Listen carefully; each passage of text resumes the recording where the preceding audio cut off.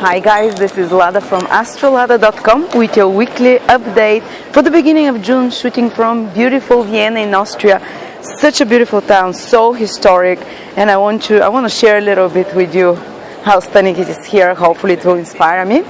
And we're going to talk about the first week of June now, because it's really important, probably the most important week of the whole year in 2016, because there is a powerful grand cross forming between the planets that are standing like that on a cross, which is almost like some people will feel as if they're stretched on a cross psychologically, emotionally, either from inside or from outside. And this grand cross is happening in mutable signs. The mutable signs are the signs of change. The mutable signs correspond to the last month of each season, like September for the summer or March for the winter. And that's when the energy is starting to fall apart.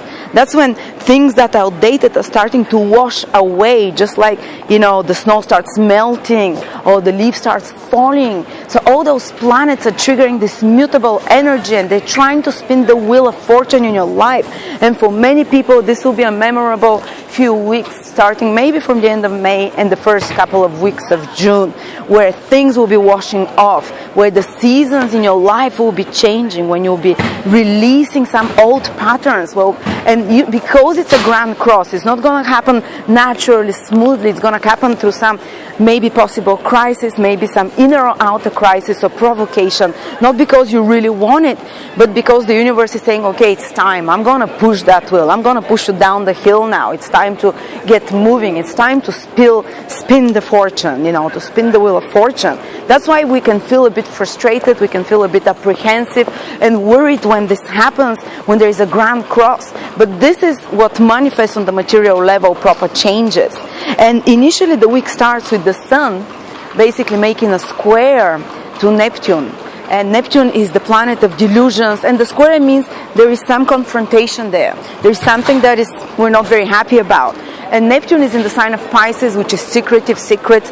Neptune is the planet of illusions, delusions. So something can come to the surface now, something that's been hidden. You can receive certain information that's remained hidden till now, that actually spins the wheel of fortune for you, that will have a big impact on you, because the Sun is in the sign of communication and information in Gemini, and Neptune is making difficult aspect, planet of secrets, planet of mistakes. And these secrets can come to the surface if you've had something hidden in your life till now and you've been able to keep it. Possibly this can be a time when things flip. Or maybe you find out something about people, important people in your life, or about a situation in your life that has remained hidden or unclear about. Now it starts crystallizing. You receive a piece of information that changes, that gives you more clarity about the situation in some way. And on another level, it can be that there are more possibilities for delusions, for deceptions from others, from being misled either purposefully, consciously or unconsciously. Not always someone is trying to mislead us on purpose, or someone being ambivalent about us, or some of our projects, we're not fully clear about them and they start crystallizing. But if someone is trying to delude you or mislead you or hide things from you, very soon after that, the Sun will make an opposition to Saturn, and Saturn is the planet of corrections, is the planet of kind of castigation, was the right word, of basically punishing. So if someone is trying to mislead you, to delude you, to play a trick on you of some sort, Saturn will quickly correct that. There will be quickly consequences. Saturn is the planet of consequences. Quickly consequences for such actions. So if you yourself are trying to mislead, to hide some information, even in regards to relationships, because Venus is also part of that configuration in Gemini, if you're trying to mislead, hide information, be ambivalent, very quickly, or have a plan to do something like that, it will fall apart. But also it's good, because if your enemies or people that don't like you are trying to do the same things, their plans will quickly kind of spin out and be corrected by Saturn. They will be shown, there will be consequences for that, and very likely Saturn will block this deceptive energy of Neptune.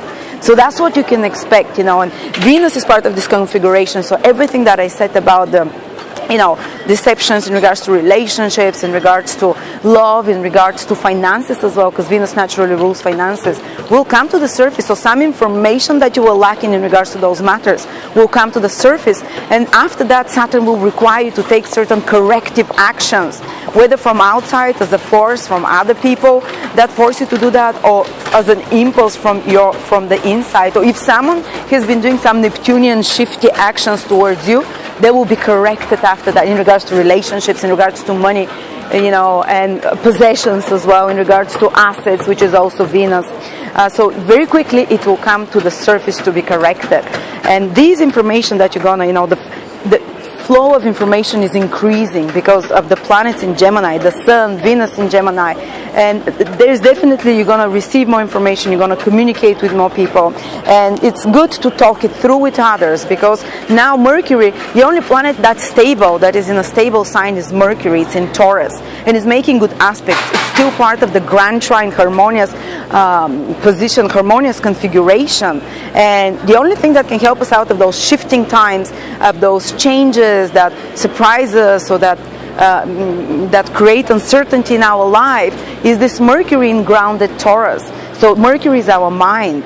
So with our mind we can be more, more grounded, more practical in a sense. And Mercury is making trine aspect to Pluto, the planet that is very good, gives you amazing insight to very quickly see through lies, to very quickly see if someone is bullshitting you, to very quickly find resourceful ways and dig out from very deep resources that you've forgotten you possibly have, to find out practical, stabilizing solutions to the matters that are happening, and to actually even benefit in some material way from this whole shifting situation, because Mercury is the mind, the logical mind. Wow, it's in Taurus with good aspect. Taurus is material, beneficial influences in some way that you can spin this situation of shifting, of changes, into some material benefit for you.